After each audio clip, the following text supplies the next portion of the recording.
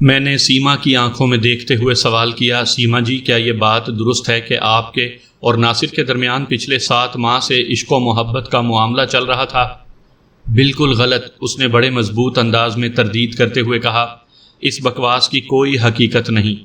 اور کیا یہ بھی غلط ہے کہ آپ ناصر کی بائک پر بیٹھ کر دور دراز کے پرسکون مقامات پر ملاقاتیں کرتی رہی ہیں؟ میں نے آہستہ آہستہ اسے اپنے جال میں پھانسنے کی کوشش کرتے ہوئے پوچھا۔ ہاں، یہ بات بھی سراسر غلط ہے، اس نے بڑے وثوق سے جواب دیا۔ یہ ساری جھوٹی کہانی ناصر نے مجھے بدنام کرنے کے لیے گھڑی ہے۔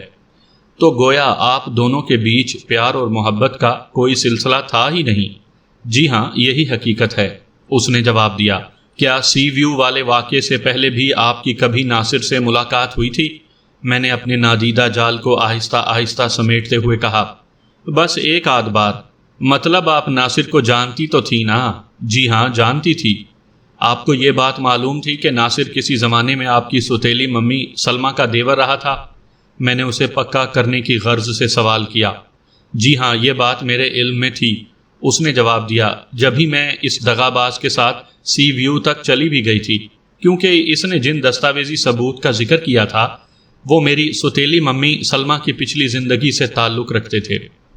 اچھا ہوا آپ نے خود ہی ذکر کر دیا، ورنہ میں آپ سے اگلا سوال یہی کرنے والا تھا۔ میں نے بڑی رسان سے کہا، پھر پوچھا، کیا آپ معزز عدالت کو یہ بتانا پسند کریں گی کہ ناصر کے پاس آپ کی سوتیلی ممی کے حوالے سے کون سے دستاویزی ثبوت تھے جن کے منظر عام پر آ جانے سے آپ کی اور آپ کے پاپا کی عزت پر حرف آ سکتا تھا؟ میں ان کے بارے میں ضرور عدالت کو بتاتی اگر وہ مجھے حاصل ہو جاتے تو۔ اس نے طنزیہ انداز میں ناصر کی طرف دیکھتے ہوئے مجھے بتایا۔ کیا مطلب؟ میں نے چونک کر اس کی طرف دیکھا۔ ناصر نے آپ کو وہ دستاویزی ثبوت فراہم نہیں کیے تھے؟ وہ تو اس کا ایک بہانہ تھا، سیما نے چبھتے ہوئے انداز میں کہا۔ سی ویو پہنچنے کے بعد جب میں نے اس سے وہ دستاویزی ثبوت مانگے تو اس کی آنکھوں میں شیطانی چمک ابھر آئی اور میری بات کا جواب دینے کے بجائے اس نے مجھ سے بدتمیزی شروع کر دی۔ وہ تو میری خوش قسمتی رہی کہ وہاں قریب ہی پولیس والے موجود تھے۔ انہوں نے اس کی بیہودہ حرکات کو دیکھ لیا اور موقع پر پہنچ کر ہم دونوں کو گرفتار کر لیا۔ ویری بیڈ، میں نے افسوسناک انداز میں گردن ہلائی۔ اگر واقعی ایسا ہی ہوا تھا تو میں یہی کہوں گا کہ بہت برا ہوا۔ میں بڑی سے بڑی قسم کھانے کو تیار ہوں وکیل صاحب، وہ اصراری لہجے میں بولی۔ میں نے جو بیان کیا ہے بالکل ویسا ہی ہوا تھا۔ قسم کھانے کی ضرورت نہیں، میں نے ٹھہرے ہوئے لہجے میں کہا۔ میں نے آنکھیں بند کر کے آپ کی بات کا یقین کر لیا۔ آپ پر بھی لازم ہے کہ آنکھیں اور دماغ کھول کر میرے آخری چند سوالات کے ٹھیک ٹھیک جواب دیں۔ جی پوچھیں، مزید کیا پوچھنا چاہتے ہیں آپ؟ وہ بڑے اعتماد سے بولی۔ میں نے پوچھا، کیا یہ درست ہے کہ آپ نے حال ہی میں ماسٹرز کیا ہے؟ جی ہاں، یہ بات درست ہے، اس نے اثبات میں گردن ہلائی۔ آپ نے کون سے سبجیکٹ میں ماسٹرز کیا ہے؟ ایجوکیشن میں۔ گویا آپ اردو لکھنا پڑھنا بخوبی جانتی ہیں۔ یہ بھی بھلا کوئی پوچھنے والی بات ہے؟ وہ حیرت سے آنکھیں پھیلاتے ہوئے بولی۔ میں اردو لکھنا پڑھنا ہی نہیں بلکہ بولنا بھی جانتی ہوں۔ بول تو ماشاءاللہ آپ ٹھیک ٹھاک رہی ہیں، میں نے ستائشی نظر سے اس کی طرف دیکھتے ہوئے کہا، لیکن لکھنے پڑھنے کے بارے میں وثوق سے کچھ نہیں کہہ سکتا۔ کیا آپ اس سلسلے میں معزز عدالت کو کوئی مصدقہ ثبوت فراہم کر سکتی ہیں؟ یہ کیسا مذاق ہے جناب اعلیٰ، وکیل استغاثہ نے احتجاجی لہجے میں کہا۔ جس شخص نے ماسٹرز کر رکھا ہو وہ بھلا اردو لکھنا پڑھنا اور بولنا کیسے نہیں جانتا ہوگا؟ میرے فاضل دوست فضول قسم کی باتوں میں پڑھ کر عدالت کا قیمتی وقت برباد کر رہے ہیں، انہیں ایسے تاخیری حربوں سے روکا جائے۔ واقعی میں نے سیما سے جس نوعیت کا مطالبہ کیا تھا، جو بھی سنتا تو یہی کہتا کہ میں نے انتہائی بچگانہ بات کی تھی، لیکن اس کے پیچھے میرا ایک خاص مقصد چھپا ہوا تھا۔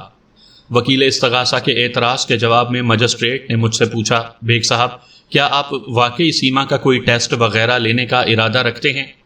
یس یور آنر، میں نے چٹانی لہجے میں کہا۔ مجھے شک ہے کہ سیما صاحبہ اردو لکھنا پڑھنا نہیں جانتی۔ اگر میں غلط کہہ رہا ہوں تو یہ معزز عدالت کے روبرو ثابت کر کے دکھا دیں۔ سیما صاحبہ کو کاغذ اور قلم دیا جائے، وکیل استغاثہ نے کراری آواز میں کہا۔ یہ ابھی ثابت کر کے دکھا دیں گی۔ مجسٹریٹ کے حکم پر سیما کو ایک رف پیڈ اور قلم مہیا کر دیا گیا۔ عدالت میں موجود سامعین و ناظرین میں چہ میں گوئیاں ہو رہی تھیں۔ میں نے بات ہی ایسی کر دی تھی کہ ہر شخص تفریحی انداز میں سوچ رہا تھا، اور اس منظر کا منتظر تھا جب وہ میرے پیش کیے گئے کسی آئٹم سے محظوظ ہو۔ کٹہرے میں کھڑی سیما نے سوالیہ نظر سے مجھے دیکھا اور کہا، وکیل صاحب آپ مجھے ڈکٹیٹ کرائیں گے یا میں اپنی مرضی سے کچھ لکھ دوں؟ میری کیا مجال کہ میں آپ کو ڈکٹیٹ کرواؤں، میں نے زیر لب مسکراتے ہوئے کہا۔ آپ اپنی مرضی ہی سے 2 سطریں گھسیٹ دیں، لکھائی اتنی صاف ضرور ہو کہ آپ آسانی سے اسے پڑھ کر خود کو لکھا پڑھا ثابت کر سکیں۔ وہ گردن جھکا کر لکھنے میں مصروف ہو گئی۔ لگ بھگ 1 منٹ کے بعد اس نے میری جانب دیکھتے ہوئے بڑے اعتماد سے کہا، ڈن۔ ویری گڈ، میں نے سراہنے والے انداز میں کہا۔ اب براہ مہربانی اس مختصر سی تحریر کو معزز عدالت کے سامنے بآواز بلند پڑھ کر بھی سنا دیں۔ سیما نے پڑھنا شروع کیا۔ جانوروں سے وفا کی توقع کی جا سکتی ہے مگر انسان کے بارے میں حتمی طور پر کچھ کہنا ممکن نہیں۔ واہ واہ، سبحان اللہ، میں نے تعریفی انداز میں کہا۔ آپ نے تو موجودہ حقیقت کی ترجمانی کر دی ہے، کیا میں آپ کی اس تخلیق کو دیکھ سکتا ہوں؟ بات ختم کرتے ہی میں نے ایک ہاتھ آگے بڑھا دیا۔ سیما نے پیڈ اور قلم میرے ہاتھ میں تھماتے ہوئے کہا، لیں، دیکھ کر تسلی کر لیں کہ میں نے کاغذ پر کچھ گھسیٹا بھی ہے یا محض ڈائیلاگ بولا ہے۔ میں نے مذکورہ کاغذ کو لے کر بغور دیکھا اور پڑھ کر اس بات کی تسلی کر لی کہ اس نے جو کچھ پڑھ کر سنایا تھا لکھا بھی وہی تھا اور یہ سیما ہی کا طرز تحریر تھا۔ میں نے مذکورہ پیڈ مجسٹریٹ کی خدمت میں پیش کرتے ہوئے بڑے ڈرامائی انداز میں کہا، یور آنر، سیما صاحبہ نے اس تحریر اور اس سے متعلقہ مختصر سی تحریر سے یہ تو ثابت کر دیا ہے کہ وہ اردو لکھنا پڑھنا بخوبی جانتی ہیں۔ اب ان کی تحریر کے معنی کا ٹیسٹ باقی ہے۔ مجھے 100% یقین ہے کہ اس ٹیسٹ کے بعد یہ کیس روز روشن کی مانند کھل کر معزز عدالت کے سامنے آ جائے گا۔ بیگ صاحب، آپ کس قسم کے ٹیسٹ کی بات کر رہے ہیں؟ مجسٹریٹ نے حیرت بھری نظر سے مجھے گھورا۔ کوئی نیا ناٹک شروع ہونے والا ہے۔ وکیل استغاثہ نے ناگوار نظر سے میری جانب دیکھا۔ میرے فاضل دوست کو عدالت کا وقت برباد کرنے کا کوئی نہ کوئی بہانہ چاہیے۔ میں نے وکیل استغاثہ کے معاندانہ تبصرے پر توجہ نہیں دی اور مجسٹریٹ کے سوال کے جواب میں کہا، جناب اعلیٰ، سیما صاحبہ کی تحریر یعنی ہینڈ رائٹنگ کا ایک تازہ ترین نمونہ آپ کے سامنے حاضر ہے۔ ایسا ہی ایک سیمپل میرے پاس بھی ہے جو محترمہ نے چند ماہ پہلے تحریر فرمایا تھا۔ معزز عدالت سے میری پرزور اپیل ہے کہ وہ باریک بینی سے دونوں نمونوں کا موازنہ کر کے اس امر کو پایا ثبوت تک پہنچائے کہ دونوں نمونہ جات ایک ہی شخصیت کی ہینڈ رائٹنگ ہے۔ عدالت کے کمرے میں بڑی پر اسرار خاموشی طاری تھی۔ وکیل استغاثہ سمیت وہاں موجود ہر شخص کی نگاہ مجھ پر لگی ہوئی تھی۔ وہ یہ دیکھنے کو مشتاق تھے کہ میں اپنی فائلوں میں سے کون سا سانپ برآمد کرنے والا ہوں۔ میں نے نہایت ہی سنسنی خیز انداز میں ایک فائل کے اندر سے ایک فالس کیپ کا پرچہ نکالا اور اسے لے جا کر مجسٹریٹ کی خدمت میں پیش کر دیا۔ یہ کیا ہے؟ مجسٹریٹ نے مجھ سے سوال کیا۔ یہ ایک لو لیٹر ہے یور آنر، میں نے کھنکدار آواز میں کہا، جو چند ماہ پہلے محترمہ سیما نے اپنے محبوب اور اس کیس کے ملزم ناصر کو لکھا تھا۔ ایسے ہی 2 خطوط اور بھی میری فائل کے اندر موجود ہیں۔ اگر عدالت محسوس کرے گی تو میں ثبوت کے طور پر انہیں بھی پیش کر دوں گا۔ میں نے بات ختم کرتے ہی فاتحانہ انداز میں وکیل استغاثہ کی طرف دیکھا، پھر میری چبھتی ہوئی نگاہ سیما کی جانب اٹھ گئی۔ وکیل استغاثہ تو مجھے سخت پریشانی میں نظر آیا اور سیما کا تو یہ حال تھا کہ کاٹو تو بدن میں لہو نہیں۔ میرے اس کاریوار نے استغاثہ کے غبارے سے ساری ہوا نکال دی تھی۔ ان لو لیٹرز کے بارے میں ناصر نے مجھے حوالات میں بتا دیا تھا اور میری نشاندہی پر امین نے مذکورہ خطوط ناصر کے کمرے سے نکال کر میرے حوالے کر دیے تھے۔ مجسٹریٹ نے بڑی باریک بینی سے اس عشقیہ خط کا معائنہ کیا، پھر سیما کی حالیہ تحریر سے اس کا موازنہ کرنے کے بعد زیر لب بڑبڑایا، تحریر تو ہو بہو ایک جیسی ہے۔ پھر اس نے نگاہ اٹھا کر سیما کی طرف دیکھا اور استفسار کیا، کیا یہ خط تم نے ہی ملزم ناصر کو لکھا تھا؟ نہیں، ہاں، وہ بری طرح بوکھلا کر رہ گئی۔ مگر اس نے تو مجھے بتایا تھا کہ میرے سارے خطوط ضائع کر دیے ہیں۔ بات ختم کر کے سیما پریشان نظر سے وکیل استغاثہ کو دیکھنے لگی۔ دی ڈرٹی گیم از اپ، میں نے فاتحانہ انداز میں کہا۔ سیما کے اقرار نے دودھ کا دودھ اور پانی کا پانی الگ کر دیا ہے۔ پچھلے آدھے گھنٹے سے سیما معزز عدالت کے سامنے مسلسل جو غلط بیانی کر رہی ہے اس کا پول کھل گیا۔ یور آنر، حقیقت یہ ہے کہ میں نے لمحاتی توقف کر کے ایک گہری سانس لی، پھر اپنے موکل کی ضمانت کے حق میں دلائل دیتے ہوئے کہا، یور آنر، سیما کا یہ کہنا کہ ناصر نے اسے تمام عشقیہ خطوط ضائع کر دینے کے بارے میں بتایا تھا، اس بات پر دلالت کرتا ہے کہ وہ ملزم کی محبت میں مبتلا تھی۔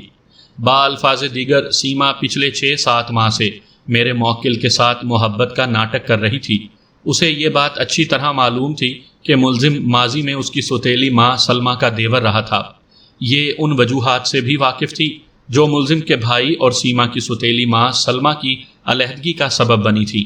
اس تناظر میں بڑے وثوق کے ساتھ کہا جا سکتا ہے کہ سیما ایک سوچی سمجھی سازش کے تحت ملزم کے قریب ہوئی، اس بات سے قطع نظر کہ اس مذموم سازش کے پیچھے اس کی سوتیلی ماں سلمہ کا ہاتھ تھا یا کسی اور کا۔ بہرحال یہ بات ثابت ہو گئی کہ میرا موکل محبت کے معاملے میں سیما کے ساتھ انتہائی سنجیدہ تھا، اور اسی سنجیدگی نے اسے آنکھیں بند کر کے سیما پر بھروسہ کرنے کے لیے مجبور کر دیا تھا۔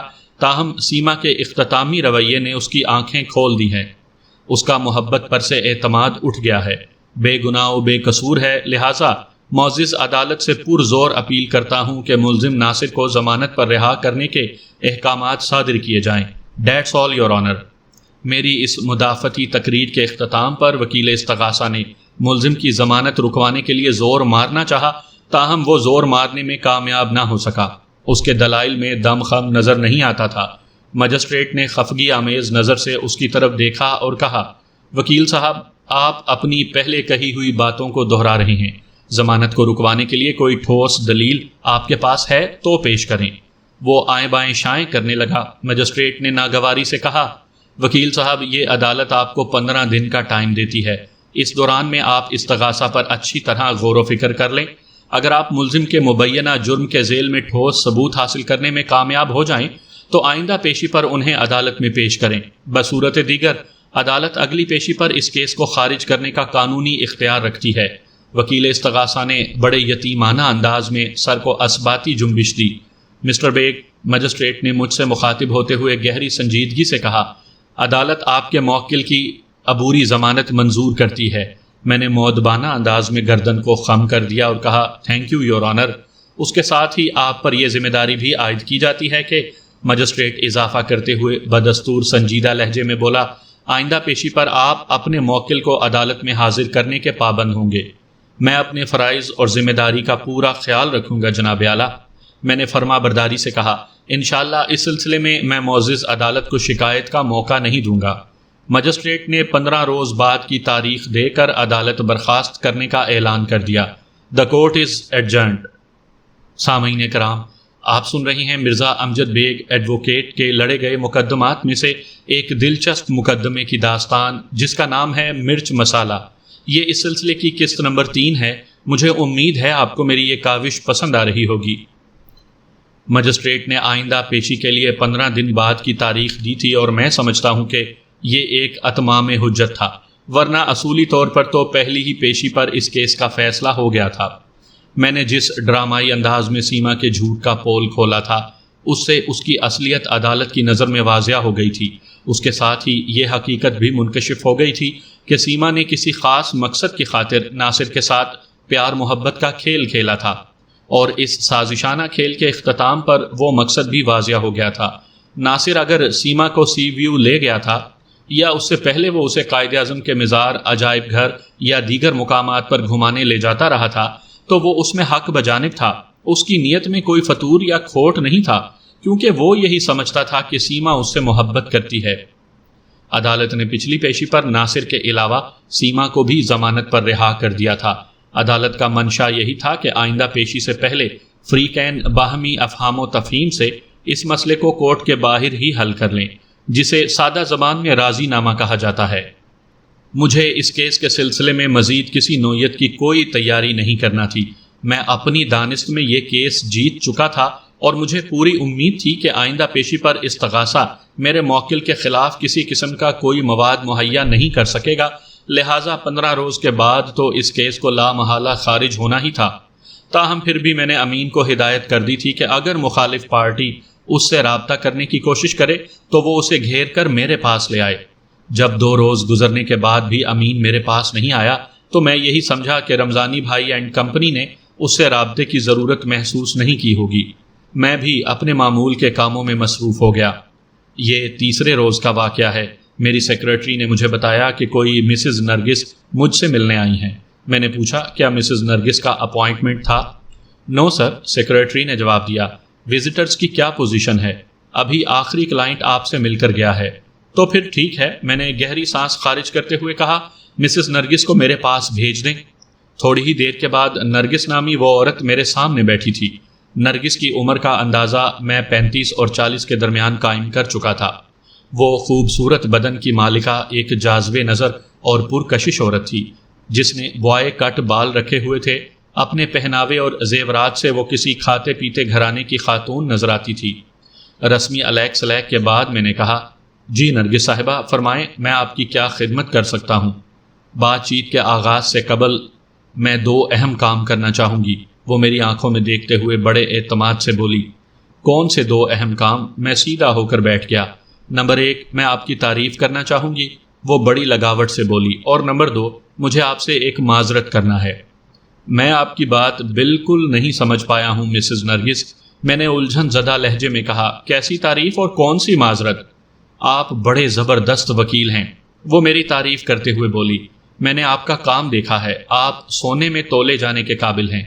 یہ تو ہو گئی میری تعریف، میں نے زیر لب مسکراتے ہوئے کہا۔ اب یہ بھی بتا دیں آپ مجھ سے کس بات کے لیے معذرت کرنے آئی ہیں؟ اس بات کی معذرت کہ، وہ معنی خیز انداز میں بولی، میں نے آپ تک رسائی کے لیے ایک جھوٹ بولا ہے۔ کیا مطلب؟ میری حیرت 2 چند ہو گئی۔ کیسا جھوٹ؟ وہ بدستور معنی خیز انداز میں بولی، میں مسز نرگس نہیں ہوں۔ مجھے ایک جھٹکا سا لگا۔ پھر؟ میرا نام سلمہ ہے، وہ انکشاف انگیز لہجے میں بولی۔ مسز رمضانی؟ اوہ! میں ایک گہری سانس لے کر رہ گیا۔ اگر آپ کی سیکرٹری سے اپنا درست تعارف کروا دیتی تو مجھے خدشہ تھا آپ مجھ سے ملنے سے انکار کر دیں گے، اس نے وضاحت کی۔ ایسی بات نہیں ہے مسز سلمہ، میں نے صاف گوئی کا مظاہرہ کرتے ہوئے کہا۔ میں یہاں لوگوں سے ملنے کے لیے ہی بیٹھا ہوں، کوئی اپنی پارٹی کا ہو یا فریق مخالف، اس سے کوئی فرق نہیں پڑتا۔ آپ دل کے بھی بہت صاف اور کھلے ڈلے ہیں۔ وہ ایک بار پھر بڑے والہانہ انداز میں میری تعریف کرتے ہوئے بولی۔ پھر اس نے زیر لب مسکراتے ہوئے بے ساختہ اپنا ہاتھ مسافے کے لیے میری جانب بڑھا دیا۔ مجھے اس کا یہ عمل عجیب سا تو لگا، لیکن یہ سوچتے ہوئے کہ اسے اپنی انسلٹ کا احساس نہ ہو، میں نے اس کا ہاتھ تھام لیا۔ وہ چند لمحے پہلے مجھے کھلے ڈلے دل کا مالک قرار دے چکی تھی، اور اب اس مقابلے میں مجھ پر بڑی بھاری سبقت لے گئی تھی۔ میں نے ابھی تک سلمہ کا صرف ذکر ہی سنا تھا، بالمشافہ، بلکہ آج پہلی مرتبہ ملاقات ہو رہی تھی۔ پچھلی پیشی پر وہ عدالت میں موجود نہیں تھی، ورنہ میں اسے پہچاننے میں غلطی نہیں کر سکتا تھا۔ وہ بڑی نمایاں اور پرکشش شخصیت کی مالک تھی۔ آپ سے مل کر بڑی خوشی ہوئی بیگ صاحب، وہ بے تکلفی سے بولی۔ سیم ٹو یو، میں نے بھی خوش اخلاقی کے تقاضے نبھاتے ہوئے کہا۔ پھر پوچھا، تھوڑی دیر پہلے آپ نے کہا تھا کہ آپ نے میرا کام دیکھا ہے، جبھی آپ مجھ سے اتنی متاثر ہیں۔